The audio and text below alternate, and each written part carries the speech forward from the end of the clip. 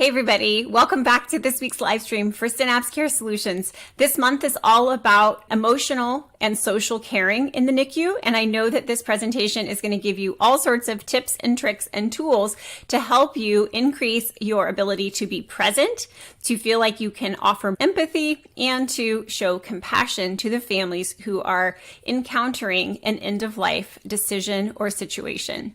Taryn Schuelke is a child life specialist in Houston, and she specializes in grief and death and dying. This was the second time that I had heard this presentation and took away a million pearls that I know you're going to love. If you want to get the handouts from this presentation, click on the link in the show notes below or scan the QR code on the screen, and you can download the slides and other resources from this presentation. So I hope that you enjoy this encore presentation from November of 2022, and I'll see you at the end. Good morning, everyone. This is our monthly community webinar. We're so excited to have you and having Taryn with us to share about the losses in the NICU and for all families who are in the hospital. They're really not just about death. There are so many. And so I'm excited for her to be with us and to just share her wisdom. She is a child life specialist and worked in the NICU for many years. And then she transitioned as a grief and bereavement specialist for the Palliative Care department at Texas Children's in Houston. And she has a master's in thanatology, which is a word that I don't often say. And she is just such an expert in this topic. So I just want to say thank you for being with us, Taryn. Thank you for making the time and sharing your specialty, but just for your passion for this very important topic. And I know we're going to have a rich discussion and lots of questions. So I'll let you dive in first, and then we'll let you take it away, and I'll help guide through the Q&A later. Sounds great. Thanks, Kathy. And thanks to everybody who joined live. I am so excited to be giving this presentation to you all. Like Kathy said, I gave this a few years ago and it is dense. And I was looking back through my slides and I was wondering what on earth I was doing to you people, making it this dense. But you know what? We're just going to go for it. I know there are a lot of experts on this call. And so my hope is that this will go really into a deep dive into grief in the NICU for you all today, and maybe expand your perspective on what grief is and what it can be and how to help people through it. Like Kathy mentioned earlier, I am working from home today with a sick child and an old dog. So I will do my best to be both mom, dog mom, and presenter today for you all. I do have a disclosure.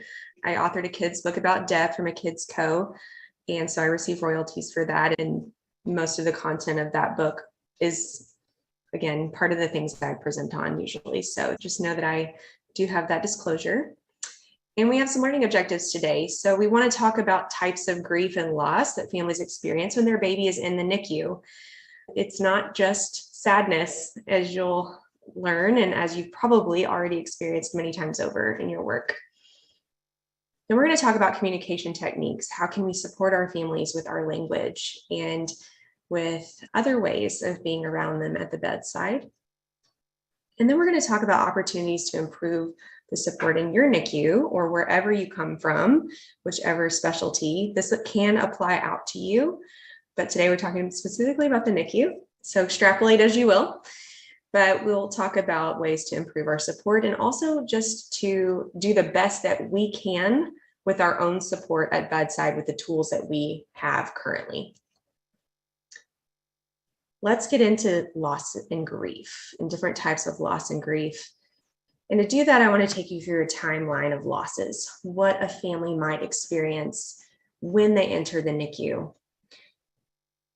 So to get your mind in their position, to step into their shoes, let's first talk about the loss of security. Maybe this family received some poor news at their ultrasound, at their 20-week ultrasound, that their child in utero has a diagnosis.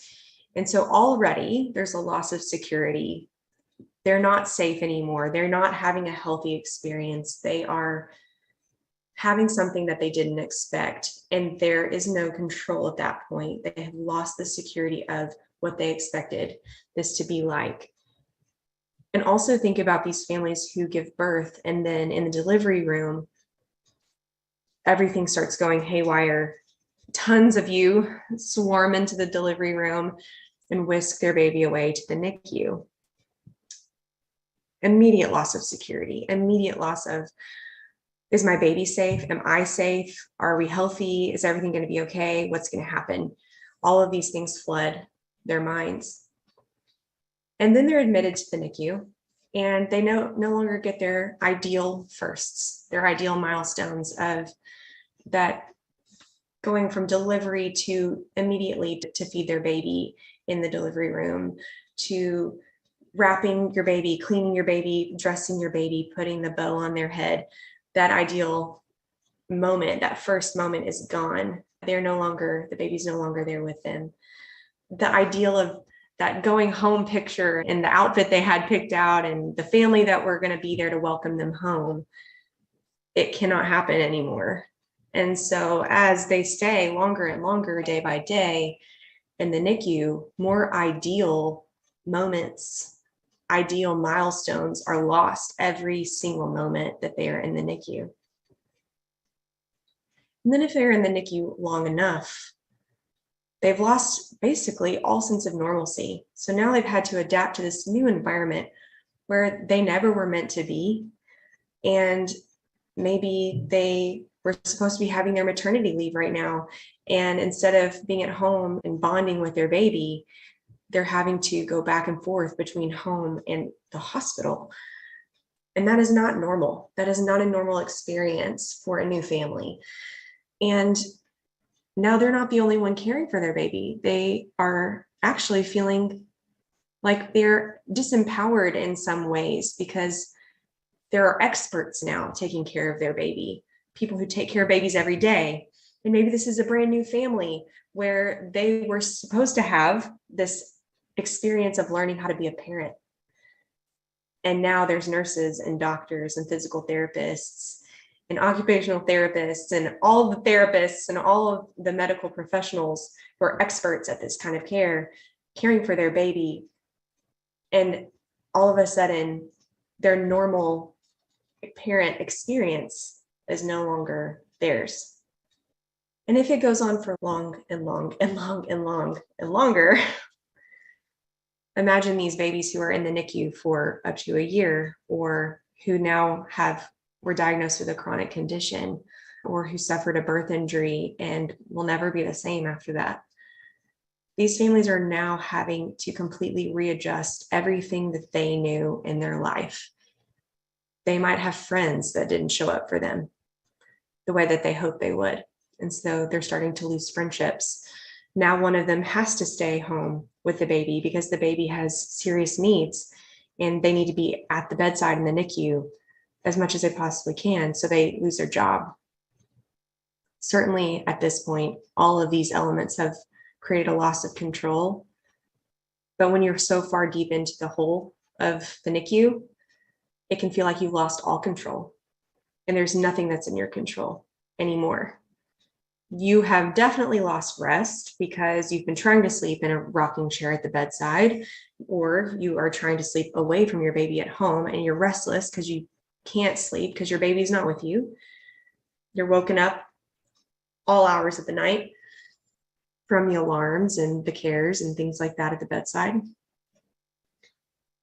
And if things start to not go the way we were all hoping, if your baby is not getting better, if your baby is staying either the same or getting worse, now you're starting to lose your confidence in this medical team that you learned to trust so much. You're wondering, is this the best place for me to be? Are these the best doctors and nurses that I could have? And probably it is the truth that they have the best care, but they're starting to wonder those things and starting to lose confidence because it's not going the way they hoped. And finally, they might start to lose some hope. They might start to lose the things that they're hoping for and are having to figure out new things to hope for. And I just want to bring your attention to the fact that all throughout this timeline, we're having family meetings with these families, one after another. And usually when you have a big family meeting, it's not to deliver good news. I think we all know that's true. The families certainly know that's true. We don't gather all together to say, hooray, we're getting better. No, It's usually a family meeting to say, I'm sorry, but this isn't progressing, or I'm sorry, but this part of the brain is continuing to break down, or I'm sorry, but her gut, there's a portion of it that's not working anymore. And it's these big family meetings are happening all throughout these moments of loss and these moments of grief. And we sit there and we wonder, why aren't they getting it? Why don't they understand? Why? We've said this so many times. Why aren't we on the same page yet? I don't get why they can't just understand what's happening. But these people are grieving. And every single moment of this is a loss for them. And when you are grieving and when you are in a moment of loss, you can't think up here with your front brain. It's not possible. You're back here in your hindbrain. And all you can do is do your best, but you're not able to process the way you used to be able to process when you're in a moment of grief. So they truly sometimes can't grasp all this information. And they just have to do the best with what they have, and we have to meet them where they're at. So back to the timeline. If everything progresses to the point where medicine cannot help any longer, there's nothing more that we can do to cure. And then the ultimate loss occurs, which is the death of the baby. Of course, when you think of grief, this is immediately what your mind shoots to. It's death. And people often think grief equals death equals sadness. And yes, that is the most common and well-known form of grief. And it is the ultimate experience of grief in this case for these families. And with the death, the families might have other losses that are happening with them. Their loss of identity. Are they a parent anymore? Are they still a mom? Are they still a dad? If their baby's not alive?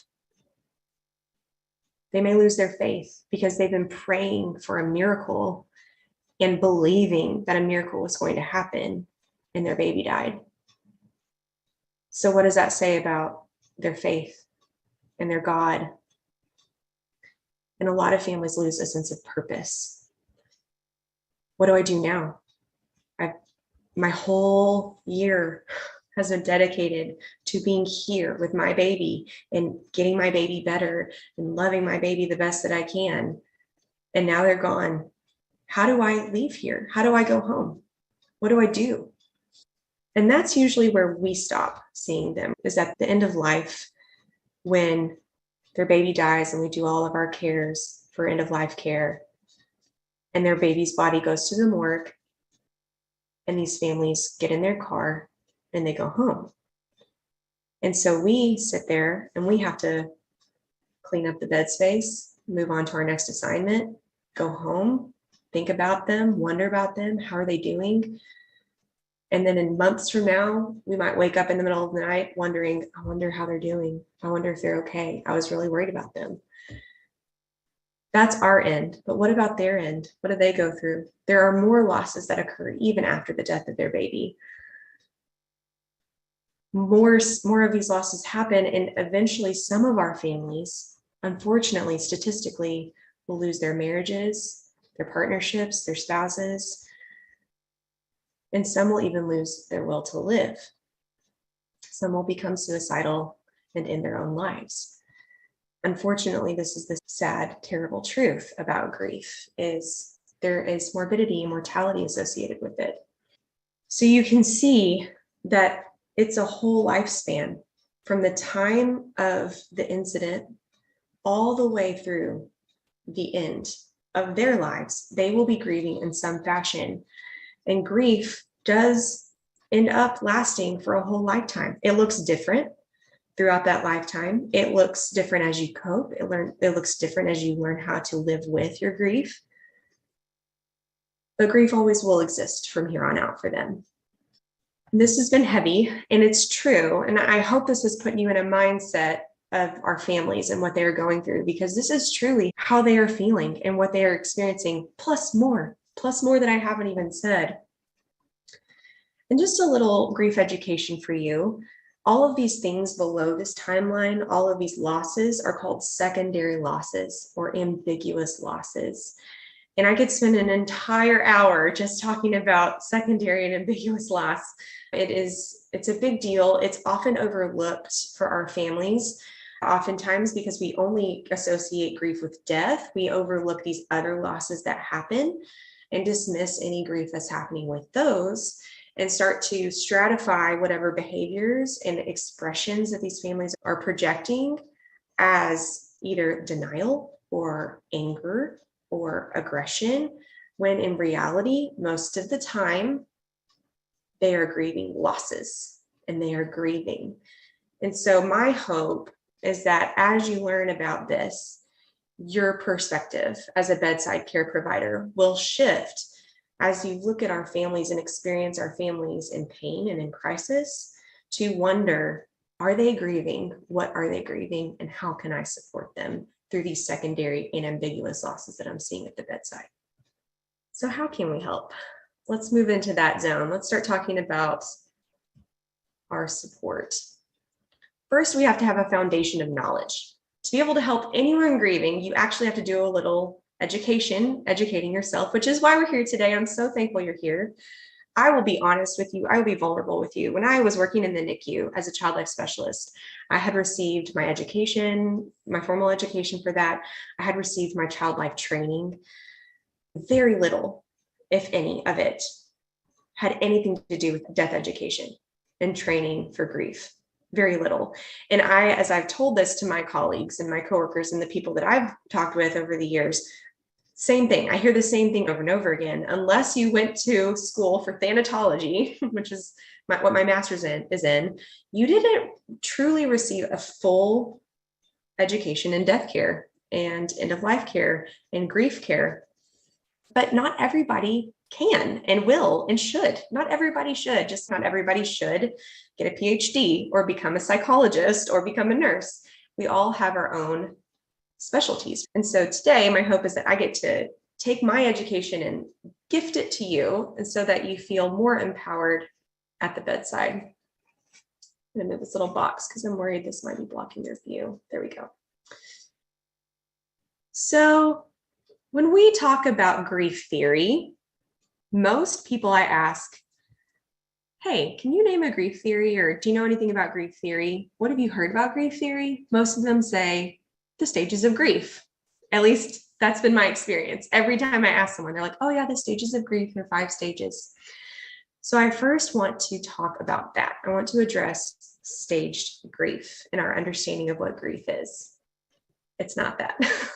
Just first and foremost, let's just dismiss this concept of staged grief. Here's why.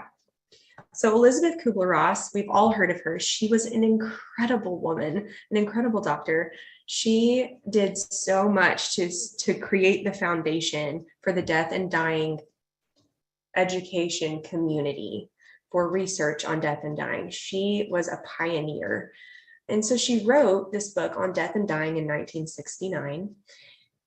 And in this book and in her research, she interviewed dying adults who were in the hospital about their experiences of dying and their diagnosis and prognosis and journey toward death. And that was her research. She interviewed people, adults who were dying, and she published this book with her findings.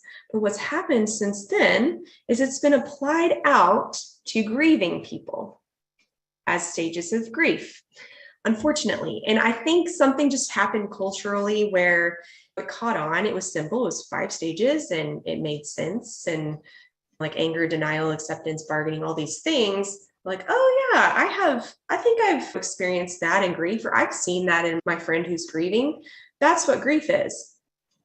No, it's not. So the staged grief is not a thing. It was actually the staged acceptance of dying. So what has happened is since we have decided as a culture that this is our knowledge base of grief. We've applied it out to people, and what this has done to grieving people is it's actually made them feel really disenfranchised and made them feel very other. And that's not my experience. I accept that my child has died. I know they have. They're not here. But I go between anger and peace and joy and despair all in one day. The whole day. And so why am I not moving through the stages? And that's what's happened. And so since the 1950s and 60s, since this research was done, we've actually come out with newer grief theory. I just want to assure you that we've continued to do our good work in researching grief, and there are newer, better models that we can use for our practice. And this practice truly is harmful. There's actually been research that has come out about staging grief and how harmful that is to grieving people and what that does. It's pretty sad. So let's just leave that at the door. After this hour, if you can leave this webinar and move forward with your bedside care, knowing that grief is not a staged experience. So what are some helpful grief theories? There are a few, and I'm going to highlight just a few for you today. I think applies most to the NICU setting, to the hospital setting. So if you're working in the hospital anywhere, this is yours. The assumptive worlds theory. And this theory was first created by Colin Murray Parks in 1971 and then improved upon by Janoff Bowman in 1989. And it is still relevant today. They're still studying it, and it is still proving to be a helpful foundation of theory. So what the assumptive worlds theory truly describes is a trauma experience. And you well know that when our families enter the hospital, there are traumatic experiences that happen to them in that process. Their baby is whisked away, something unexpected happened, their child was diagnosed with a terminal illness or a chronic illness, and that moment is a traumatic experience. It's a light bulb memory. It's something that they will always remember that moment. And so what happens in that moment is their assumptive world is broken. Before that moment, the world was good. It had meaning, and they were worthy to live in a good, meaningful world. And when you experience trauma, that breaks open, because now all of a sudden, in what good world would my baby be dying? In what meaningful experience does this play in? What meaning is there in my baby being this sick? There's no meaning in that. And what did I do wrong to deserve this? And my baby is worthy of everything. They didn't do anything wrong. What did they do to deserve this? And so this world cracks open. And what we get to do as healthcare providers is help piece a new one back together for them so that they can come to a new understanding of a good world and a new understanding of meaning in their lives and a new found experience of worthiness to continue living. Another theory is this dual process model. I love this one. It is so helpful to families. I feel like when I explain this to grieving families, they go, yes, that is my experience. This is what happens to me all the time. And so what it signifies is loss-oriented experiences and restoration-oriented experiences within grief. So after someone dies, after a baby dies, let's keep with our theme here, families will go through thought processes and actions, behaviors, and emotions in both of these realms, and they oscillate back and forth. They just keep ebbing and flowing back between these two. Loss-oriented experiences would be something like ruminating on the death experience, what happened at the death, ruminating about what they did, what was happening to their baby, ruminating on the funeral and the memorial service, whatever that was, thinking about every detail of that. It could also be staying in bed, not getting up, doing normal tasks because they are overcome with their grief and very much present in their pain. Those are loss-oriented experiences. Now, those are experiences that people need and have to go through. in grief. Those are normal. No, those are very normal experiences. And it's your body and your brain learning how to live without your baby. Now, restoration-oriented experiences are also normal and important. They are things like getting up and making breakfast and living that day. They are things like making a special memory box for your baby's clothes. They are things like making plans with your family to go outside to a park tomorrow. Anything that has to do with restoring to your new normal, those are restoration oriented. And so families are doing this all the time. And it's all very normal. And it's a part of the process of reorienting to your current new way of living. And I love this one too, continuing bonds. Oh, this one's beautiful. This is a lot of what we can actually do in the hospital. This is what we get to set up as healthcare providers at the bedside during end of life care. So in the continuing bonds theory, there is a debunking of Freud's original decathexis theory. I'm going real deep here, but a long time ago when Freud was alive and teaching everyone about grief, he taught decathexis, which means that you are supposed to detach from the person who died. Don't think about them. They don't exist anymore. They're gone from this plane of existence. They're gone from every plane of existence. It's over. That life is over. You are still existing. Move on. Move on is the tagline of Freud. Klaas, Silverman, and Nickman have studied this experience because that actually still trickles through into our cultures today. And there are actually many cultures who still firmly believe, move on, don't talk about it, don't think about it. Okay, so that is a very common thread that has led up to our present. But what we've learned is that bonds continuing actually is healthier. It lowers morbidity and mortality rates. It helps with helpful, positive coping. It's really beautiful.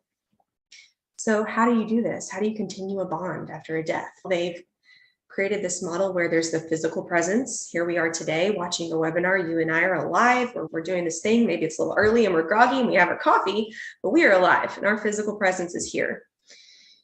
After death, the spiritual presence continues. Now, this has nothing to do with religion.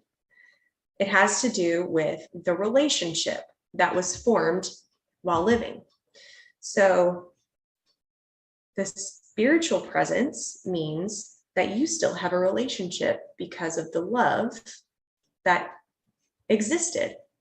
Someone just wrote in the chat, a person cannot move on. You are connected forever. That is my experience. You're absolutely right. And I want you to know that almost everyone feels that exact same way, but they're scared to say it because a lot of people think that they should move on. And that is absolute baloney. Okay. No one moves on from the death of a loved one. You move forward. You do not move on, but you do move forward.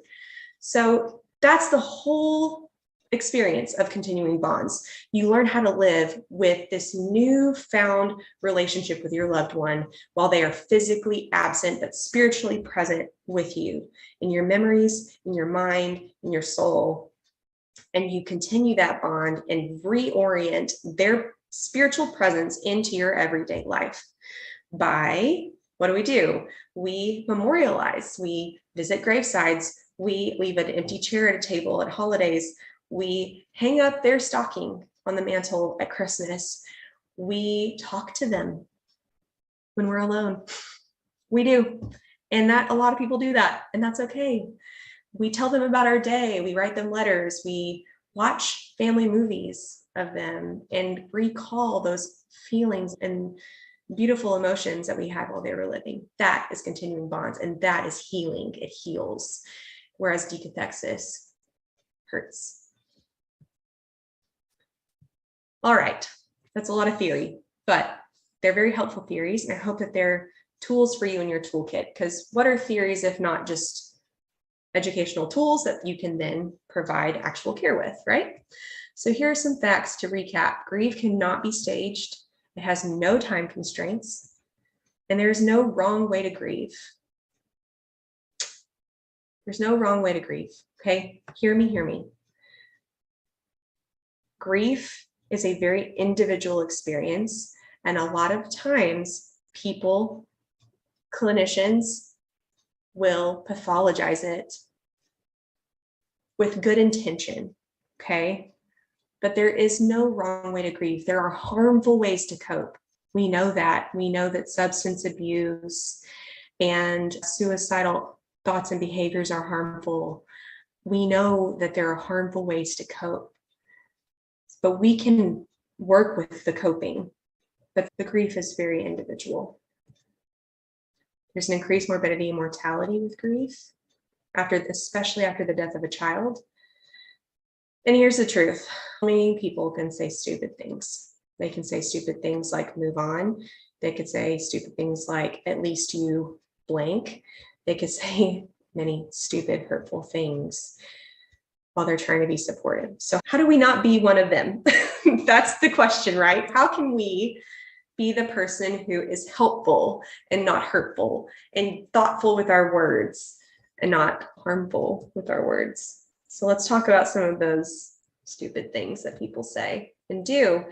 So when someone is sharing with you, when someone is talking to you about their grief, or you are present with someone in their grief, and maybe it's the moment of death, maybe it's afterward when you're hearing about it, one of the worst things you could do is interrupt them, unfortunately.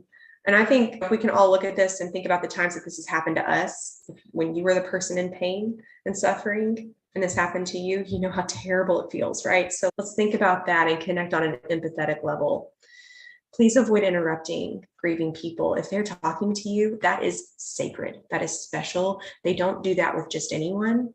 They see you as a safe person and they're trying it out on you. Okay? Let them speak. Let them talk. Don't interrupt them. Just listen. If you're talking more than the family is, something's wrong, because this is about them and their experience. You should be listening more than you're talking. Okay?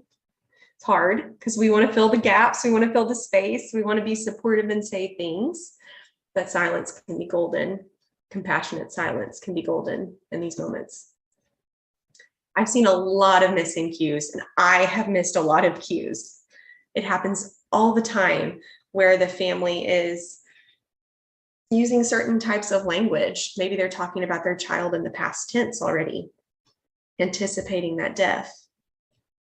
And we don't realize that or catch that. And then we continue to talk about their child in the present tense. We have to watch the cues of the family. Maybe their body language is turned away from you. And you just keep on, you're missing that cue that they have had it. Like they've had enough. They can't do any more of that right now. So we have to give them space.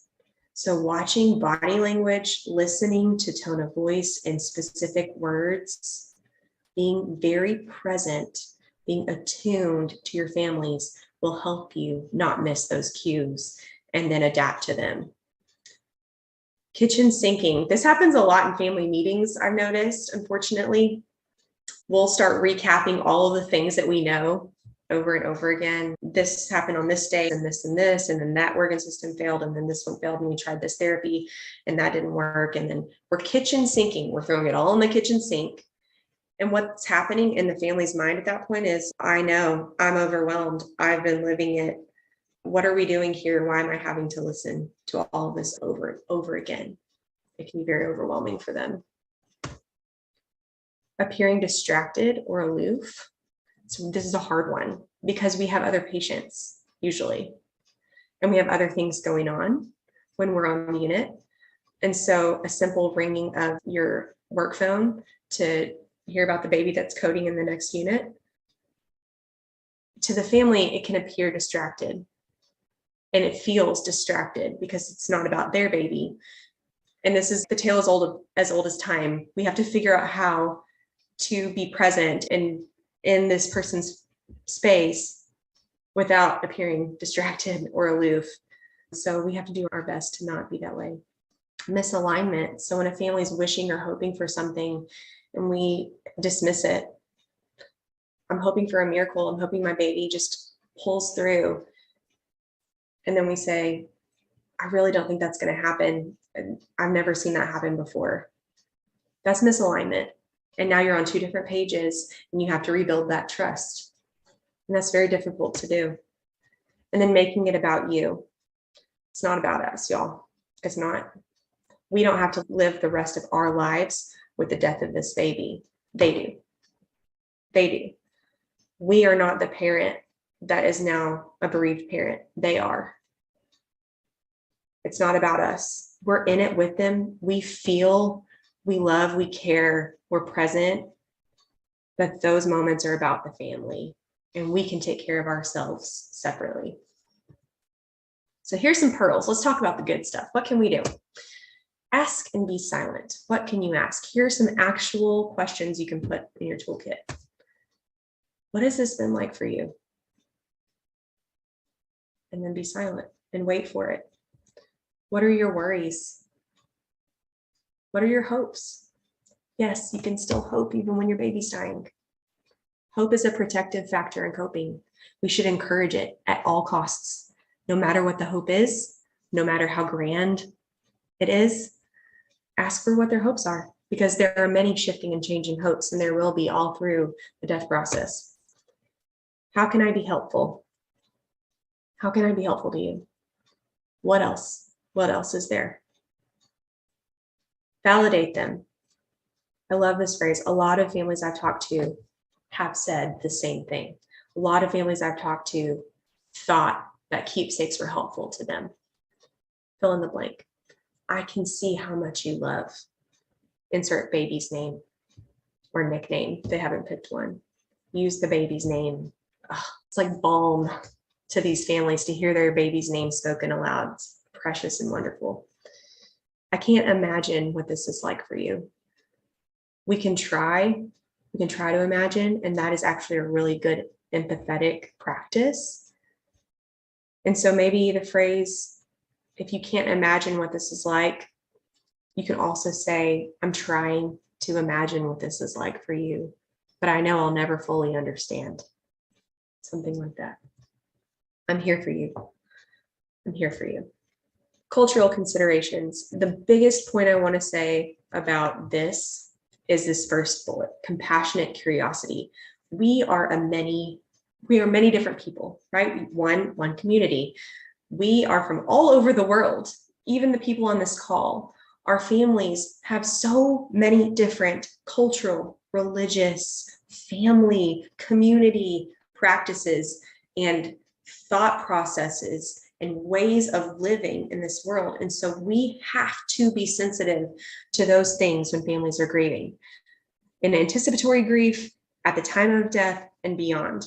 And the best way you can glean what it is that this family specifically needs for their cultural needs is to be compassionately curious, to ask, is there anything that's important to you at the end of life? What's important to you and your family? How can I make that happen? Is there anything you need for your religious traditions that would be important to you? How can we make that happen?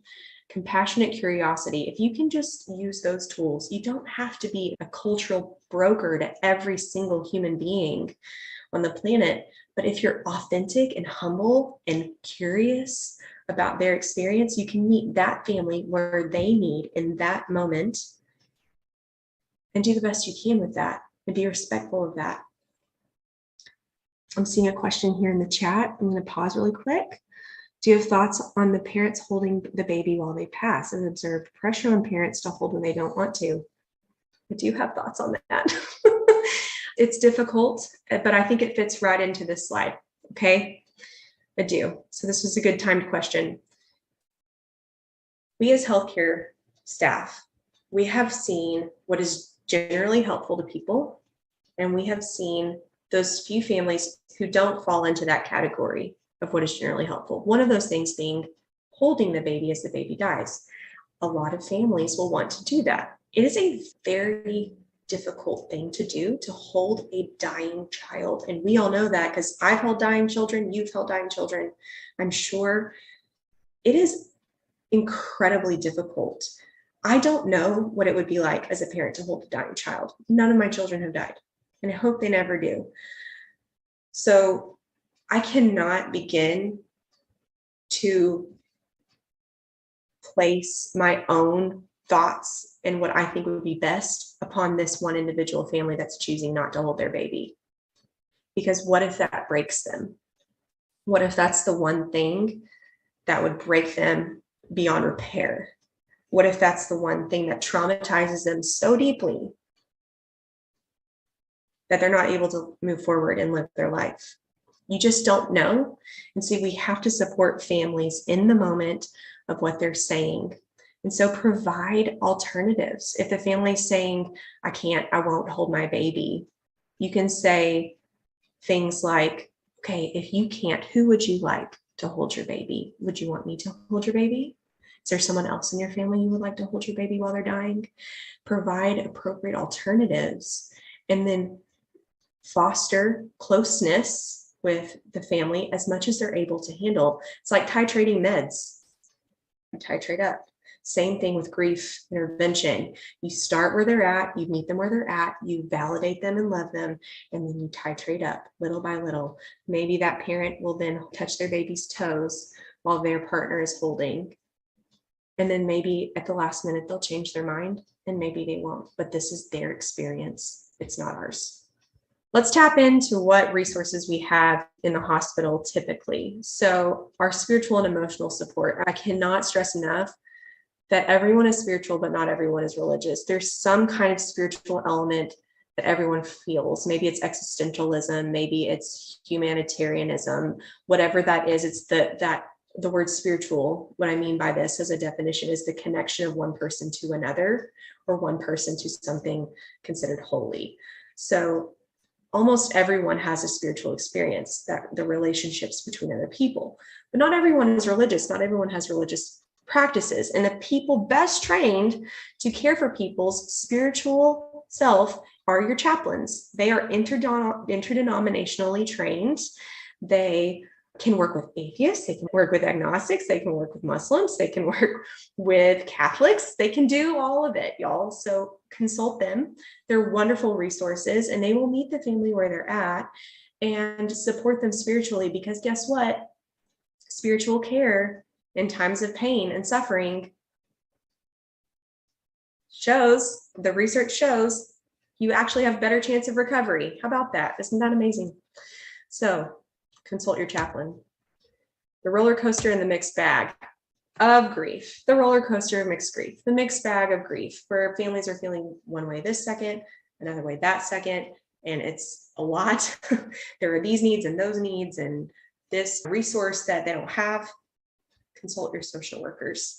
They're trained in supportive counseling at the bedside with families. They have many community resources. They have sometimes access to other hospital resources that the family may be able to tap into. So consult them and let them do an assessment. Your child life specialists are excellent people to provide bedside legacy building in all the various ways that can be, in whatever ways the family says yes to or needs. And they can also do really excellent work with siblings. I feel like siblings are often forgotten in these moments. They're either at home or they're brought to the bedside and then allowed to say goodbye and then shifted off with another family member. Child life specialists can help the siblings understand what's happening in an appropriate way and help them cope and them grieve. Children grieve, y'all. They do. I'm saying y'all, I'm from Texas, so excuse me, but they do grieve. And these clinicians are specifically trained to support children in their grief and what they're going through. So consult them as well. And if there are some extremes, if there are some extreme psychological pain and suffering, if there are suicidal thoughts and behaviors, if there are reckless behaviors or threats or things like that, we have these higher levels of mental health care in psychology and psychiatry that can help support the family as well. As an interdisciplinary team, interdisciplinary, not multi, inter, meaning We are all at the same table, and every discipline in the hospital has a valuable input into the care of this patient, equal footing, okay? We have to work together in order to provide the best possible care to this family. We have to do it together. We have to be a united front, all on the same page, so that we can reduce the chance of miscommunication or different messaging to our families. I can tell you for a fact that in my experience, all of the families that I've worked with the year after their child's death, one of the things that sticks with them the most is when we as healthcare providers are not on the same page and then their child dies. That is a recipe for disaster. So if we are not on a united front, it will greatly, deeply, for a very long time, affect our families in their coping. Grief is multidimensional. So is our care. We are all multidisciplined. So let's all bring it together as an interdisciplinary team and provide that level of care. If you have palliative care at your facility, consult them. I'm on palliative care. I can speak to the value that it brings, especially in pediatrics with concurrent care. You can have both curative and palliative care at the same time. It's a beautiful thing for children, not adults, but children. And there are two types of palliative care that you would probably see in your hospital. The first would be the perinatal palliative care service, which would deal with families who receive a diagnosis in utero or immediately after the birth. And then there's the pediatric palliative care teams who deal with children from birth all the way through what the ADA calls a child. They provide many different services, and the key here is that they don't take over the care. They're an additional layer of support. They're a nuanced layer of care that adds an extra value to that family's care. Talked about concurrent care. And then they're trained specifically on pain and symptom management. These like really difficult symptoms at the end of life, dyspnea, intractable nausea, seizures like status, these babies who are in status until they die, they're trained on how to treat and manage those symptoms so that their death can be more comfortable and peaceful. So consult them for those needs. And then there's added psychosocial support. People like me, people like more social workers, more child life specialists, more chaplains, and they can help with complex medical decision making as well. And of course, legacy building. Couldn't end this presentation without a nod to legacy building. It is a passion of mine. Our babies in the NICU, sometimes these memories are the only things that these families will have tangible of their babies. Sometimes these babies never make it home. Usually the babies in the NICU who die have never seen their home. So the family don't have anything tangible at the house that they can touch and be present. So these keepsakes, they're really important. And what they do, in essence, and on a deeper level, is they validate the dignity and worth of this baby's life. They are a tangible representation of how meaningful this baby was, how important this baby was to this family. And so if we can provide any kind of keepsakes for our babies in the NICU, we should. These are just some of the ones that I've done over time with families. All right. Logistical support. So all of this is I don't like the term soft skills, but I guess I'll use it because I don't have another one right now. All of these were soft skills, like how to be and be well at the bedside with our families, but there's also logistical things that we can do for them that they need.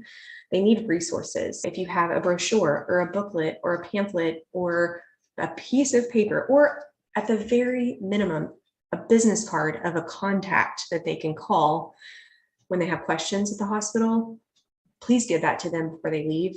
They can't leave empty-handed. They can't leave without something to grasp onto for later when their brains are finally processing what's happened to them and they've forgotten everything that we said at the end because they were grieving.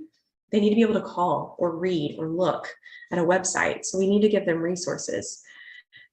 Disposition planning also happens for end-of-life care. Just like the family who's discharged from the NICU with a complex medical situation and they need all of these names and phone numbers and things, same thing, different contacts, different objects, different things that we're disposing them with. The families need to know and be compassionately prepped on the process of the morgue to the funeral home. That is our responsibility. These families have no way of knowing it unless we tell them. So that we need to tell them what will happen. We're going to take your baby's body to a room where it will be kept safe by a medical provider that we know and trust inside the hospital until the funeral home person that you have chosen comes and meets with them to bring your baby's body to the funeral home. Don't use the word morgue. Soften your language. Use it compassionately. And first and foremost, ensure the family that baby's body will be kept safe and cared for and not tampered with until they go to the funeral home. If the baby's having an autopsy, you can explain that will happen. And then the funeral home will come pick up. So that we have to dispo them and we have to educate the family on the dispo. A lot of these questions come up before the baby has died, and that kind of catches people off guard.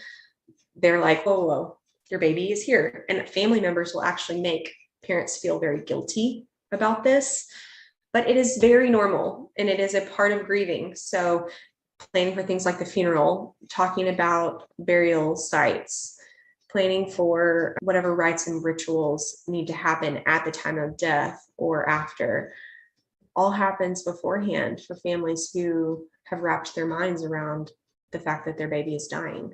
So support them through that, validate their questions and answer to the best of your ability. And provide referrals. If the family's asking for support groups or counseling or whatever it may be, you should have a list of referrals in your hospital. And if you don't yet, that's something that you can work on in the committee to make a list for families so that they have resources to take with them when they leave.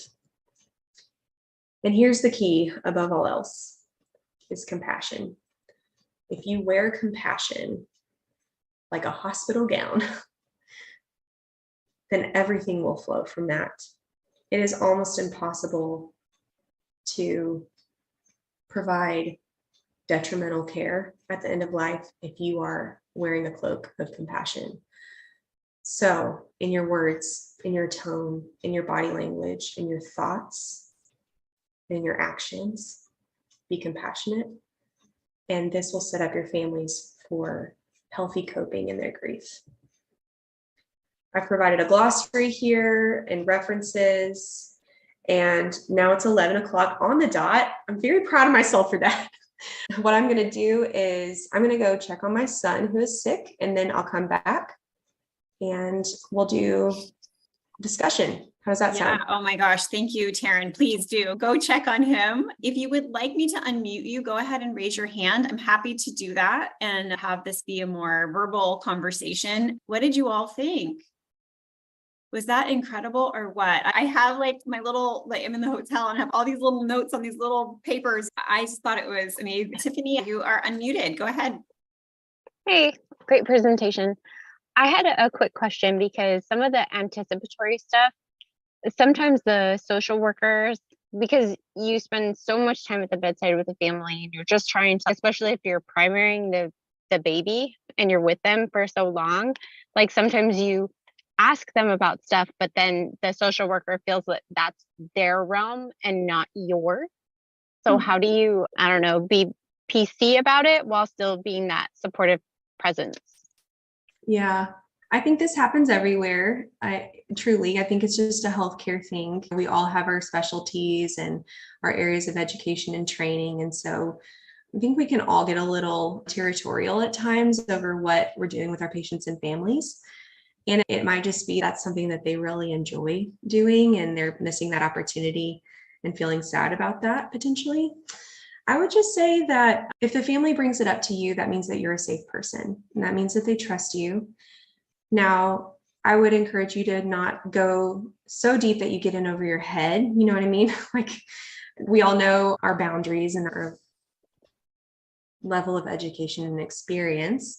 And so if you find yourself treading into deeper waters than you thought would happen with a family, then you can push the pause button with the family and say, you'll just hold on one second. I would love to bring in so-and-so, who is your social worker or your psychologist, to join our conversation. And we could do this together because I think they have great insight and I know they'd be super helpful to you.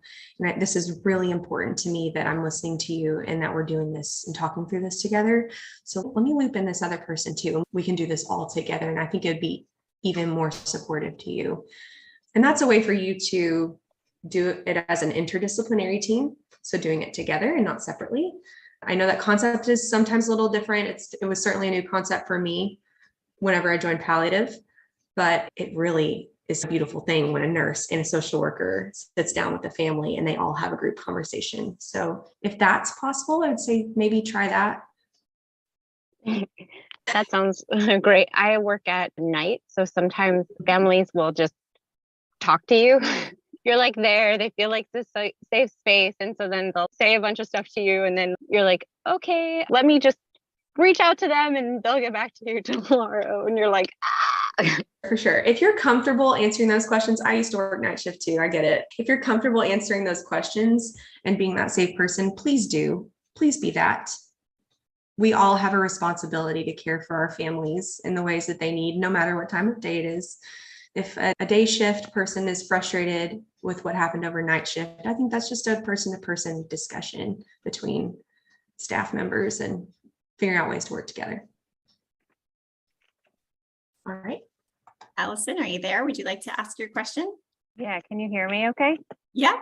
Okay, so I'm a child life specialist in a NICU at a large hospital, and I recently had a family, and I'm really glad you brought up the anticipatory grief because this family was talking about their baby being dead or dying really before anybody else was talking about it. And it was really, I struggled with it because they wanted to see me right away because they had a toddler sibling at home and wanted to know how to talk to him about his baby sister dying. And she hadn't even had her MRI yet. And like, the medical team wasn't there yet. We knew it was a poor prognosis, and me personally, I struggled with it. I try my best to keep all my personal feelings outside, but I was like, whoa, I didn't feel like we were there yet. And I wanted to prepare the sibling for the baby being premature and hospitalized and first but so I was just wondering, how have you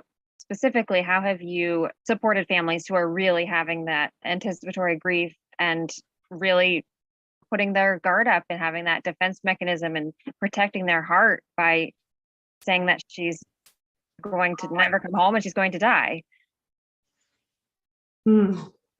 That's a difficult one just because it's so multidimensional and with the medical aspect as well. I empathize with you. It's happened to me before too. So it's not uncommon that this happens. It's just difficult to work with. I think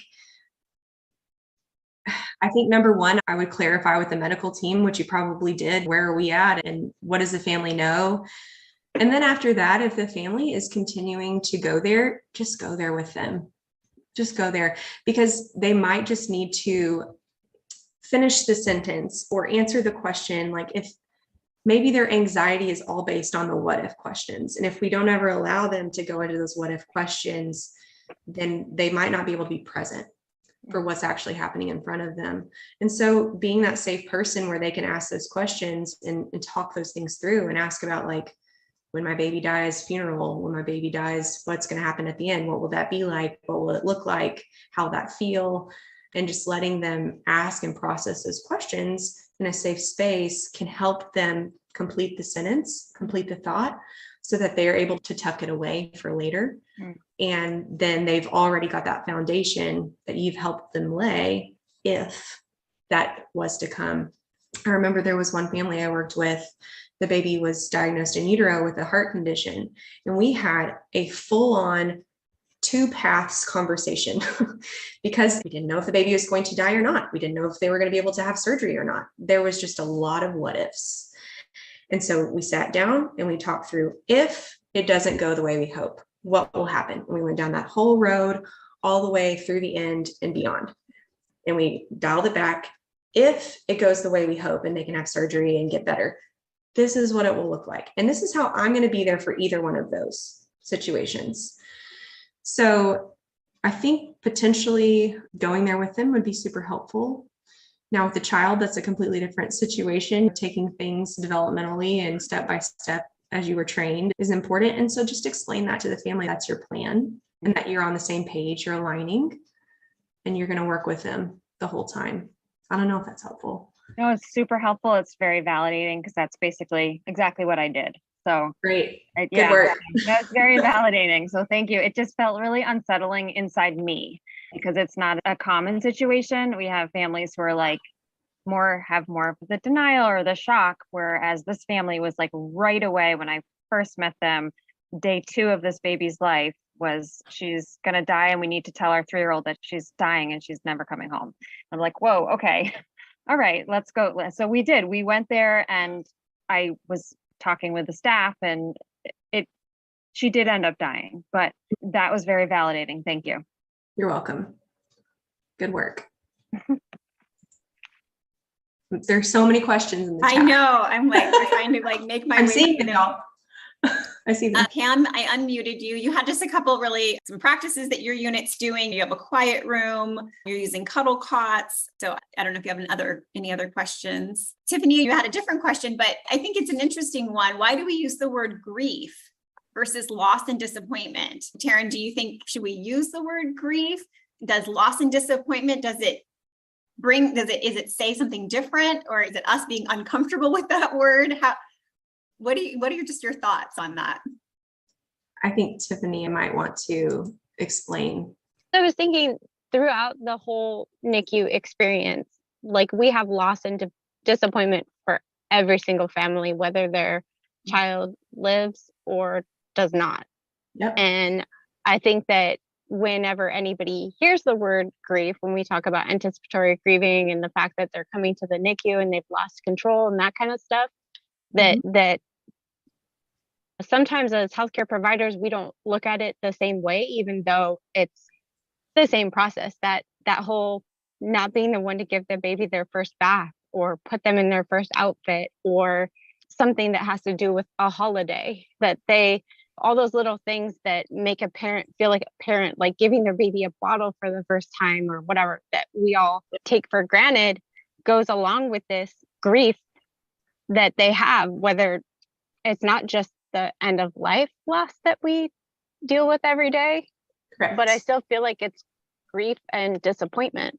It is. Yes, you're right. A lot of these words are conflated, and that's okay. I think we all understand what we're saying when we say them. In my opinion, it is all grief. Grief is a person's response to loss. That is the just very basic definition of it. And so any of these losses, any of these secondary losses, any of these missed opportunities, those are also losses. People grieve those. We all do. I think that speaks to the human experience. And so I would name that if it felt appropriate and authentic in that moment. I would say you've lost a lot of moments here. And I'm so sorry that you're grieving those. Because the times that I have named that for people on the unit, it's like their eyes just, oh my God, like the realization hits and they're like, I am grieving. That's it. I feel that way. But no one has ever called it that. And they might not even know to call it that themselves. And here's the thing that happens when we call it grief. It opens the door for self-compassion.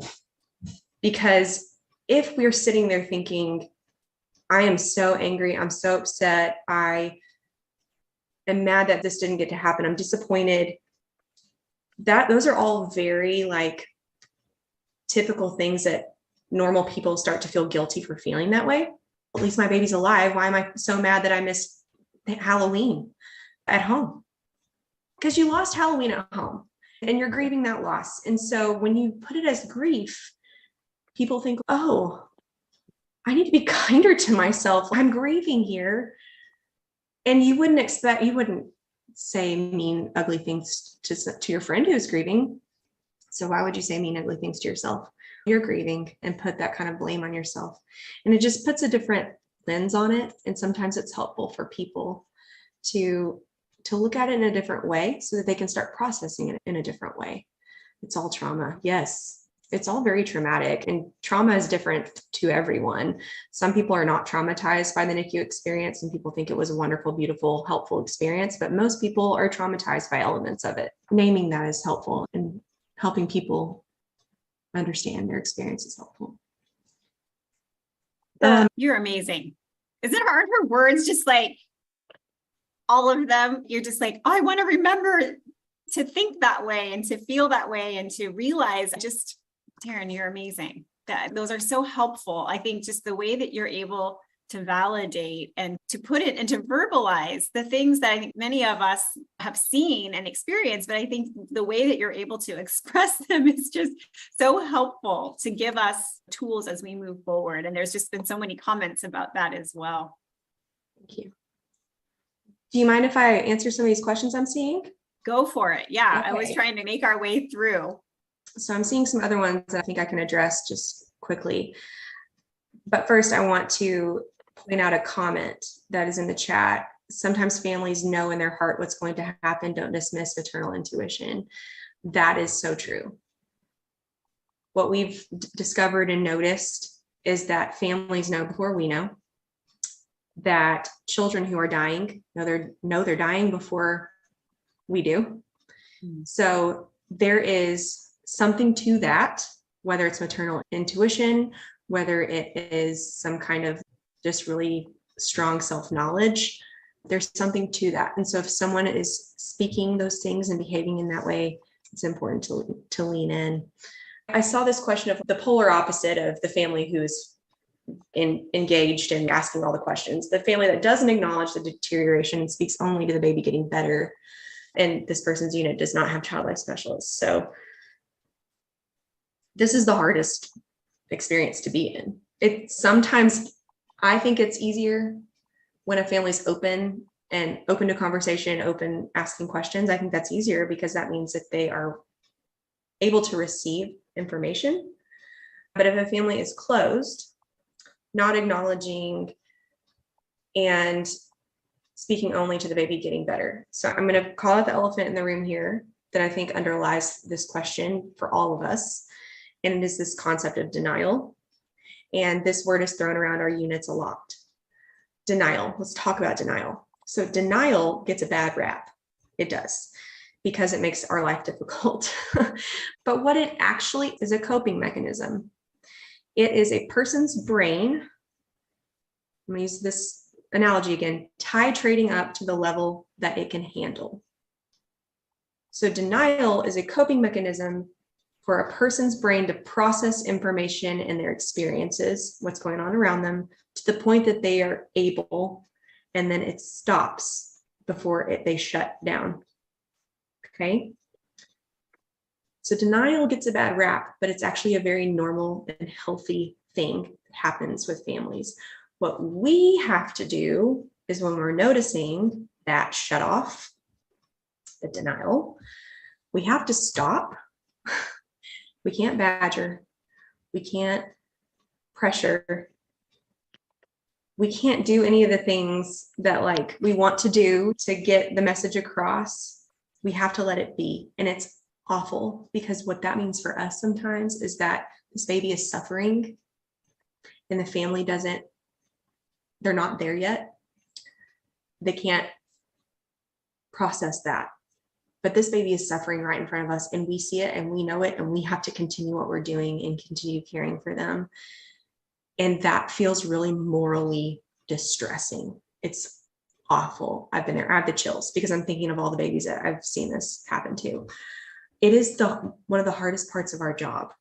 So how can we make it better? The answer is alignment, aligning with the family, meeting the family where they're at, getting on the same page, building that trust, using words that validate their experience, and then start talking and slowly moving forward, slowly titrating up. Okay. So what that might look like is this family says, I don't want to hear about that. I don't want to hear about the MRI. It's going to get better. It's going to heal. The brain's going to heal. On Facebook, I know someone told me that it happened to their baby. Whatever it is, you listen, and you can also align with them by using these two simple phrases. I wish and I worry. Okay?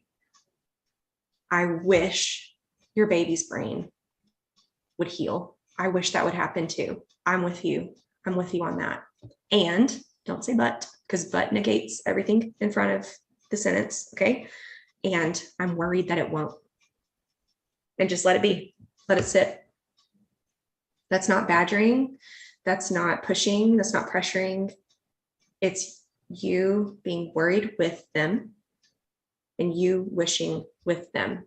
And after enough time of being worried about things, the family will realize they are also worried.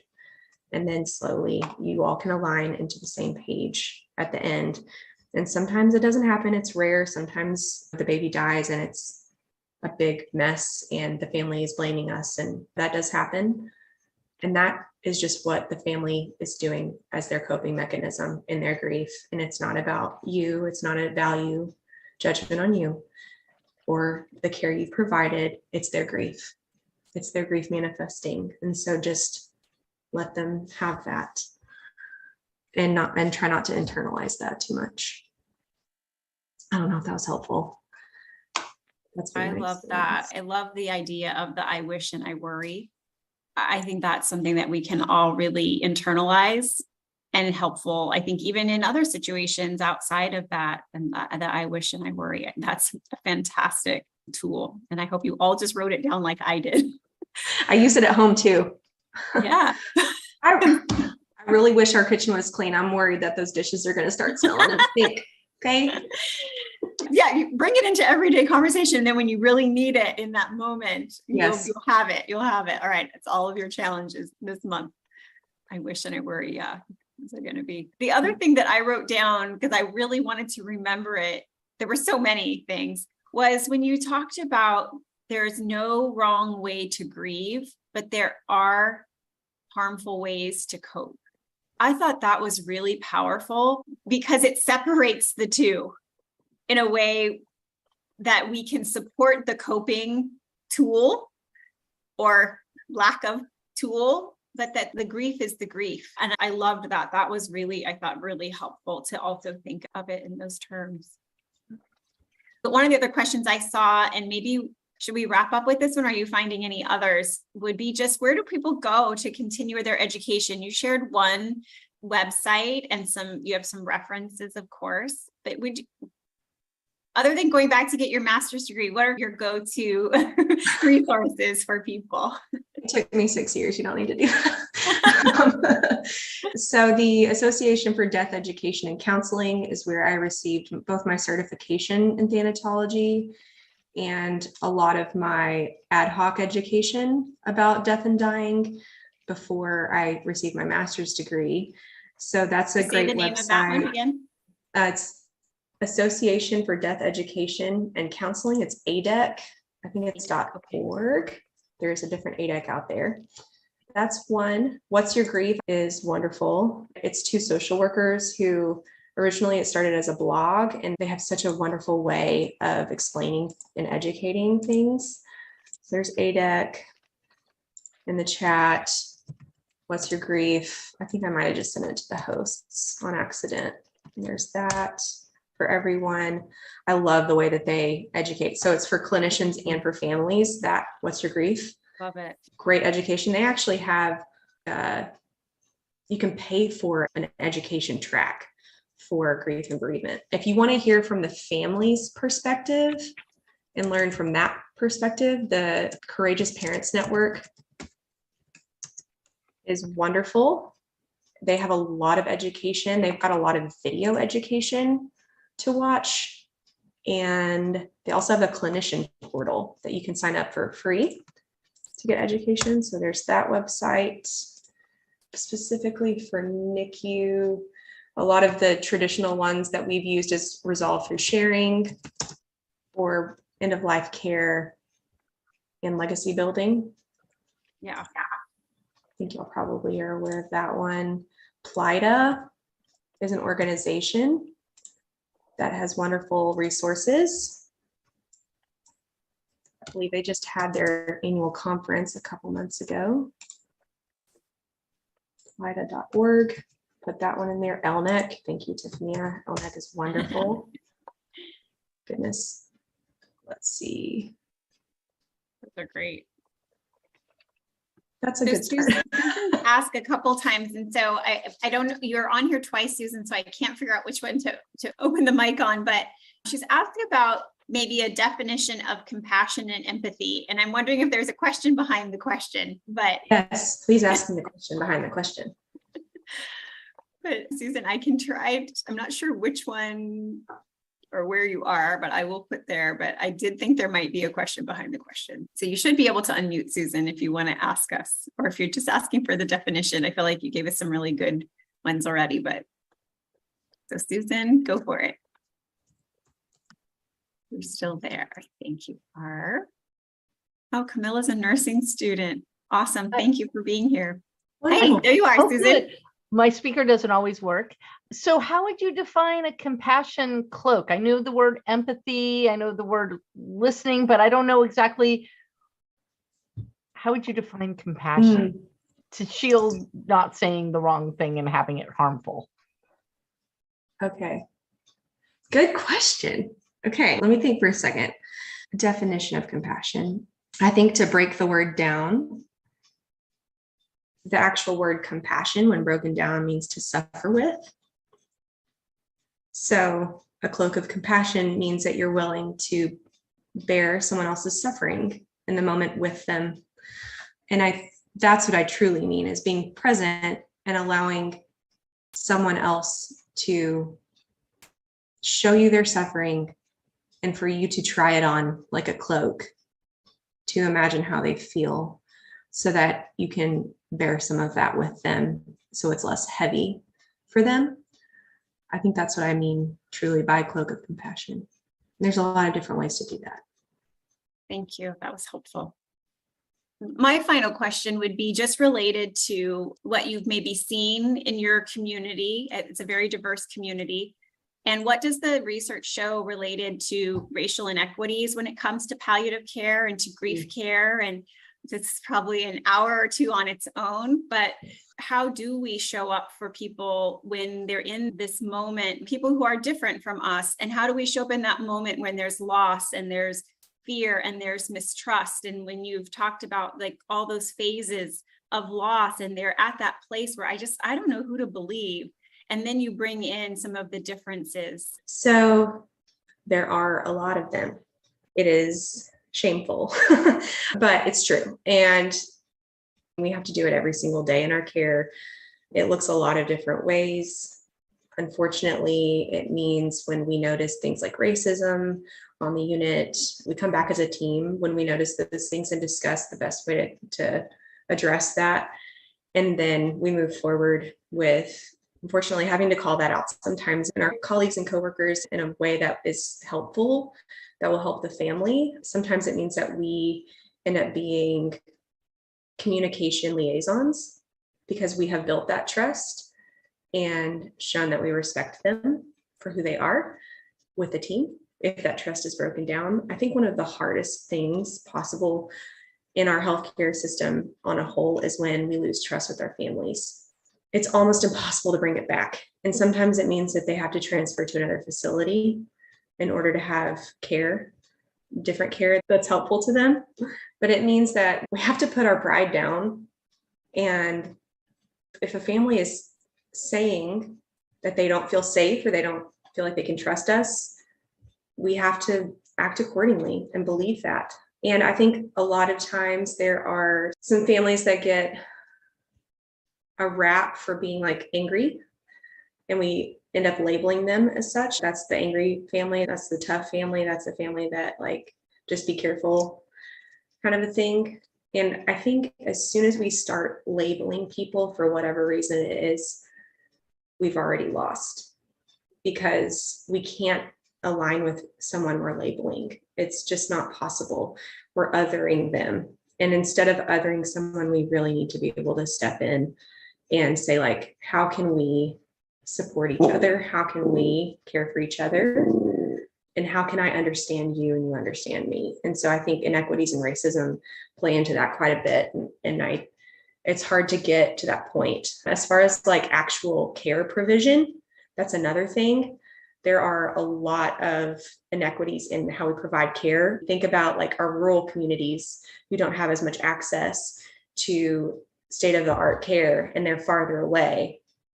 Or maybe they can't have palliative care services because the palliative care service in their area, they don't serve that area. Or maybe the family is low resourced and they don't have the ability to transport themselves to the facility where they can receive care, or they don't have a computer or a smartphone where they can receive a virtual appointment.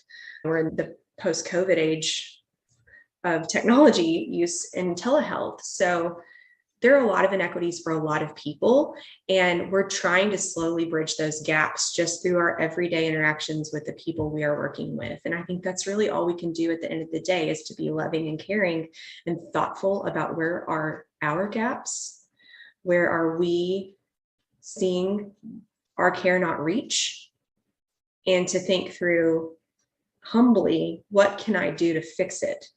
What can I do?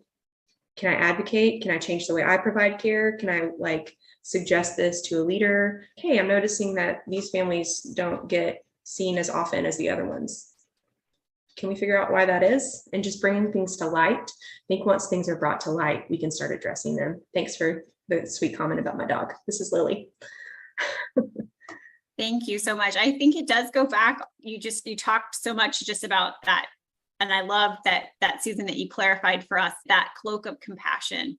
And I think when we do stop, shutting ourselves off from that feeling about others, and we talked about this on the book club with Sue a few weeks ago, that empathy, when we decide to lose that empathy and feeling for the other, that compassion for others, I think we're not able to see it either. And so I think when that reminder of that compassionate curiosity allows us to stay open and to put ourselves in others' shoes and to imagine what it might be like to be on the receiving end of these practices. And I think those are such good reminders for us. Amazing. Taryn, thank you so much. I know you have a lot going on. You're home, you have work going on, a sick child, you're not in your office where you thought you would be and be able to focus, but I feel like it was everything I remembered and more. And I cannot thank you enough for your time and for the work you've done and for just your expertise and just the simplicity and spirit in which you presented the information. It was really amazing. And there's just so many comments, and don't be surprised if you get some new friends reaching out and asking for you to speak at their hospitals and things, because I think your presentation is really so heartfelt and helpful to us. And we really appreciate that. I appreciate you being here and being part of our community today. Thank you for having me. It was really special. And it's great to come back and share with you again, Kathy. Yes. Oh my goodness. Thank you, everybody. Again, just Taryn, thank you for just your generosity with just your time today and flexibility. I know it was a stressful day. Thank you to everyone. And hopefully we'll see everybody next month, and we'll see Taryn again sometime in the future. Have a good rest of your day. Well, thanks everybody for staying to the end. I hope you enjoyed this presentation with Taryn and some of the amazing questions we had from the audience who was there live. If you'd like to get some of the resources and more information that Taryn shared, go ahead and just click the link in the show notes or scan the QR code that's here on the screen. I hope that you've been enjoying our month-long social and emotional caring in the NICU series. We have a couple more, and if you haven't watched the previous ones, go ahead and look on our channel under the live section, and definitely be sure that you subscribe and hit the notification bell so you never miss a live stream from us. Thanks so much, and I will see you next week. Bye.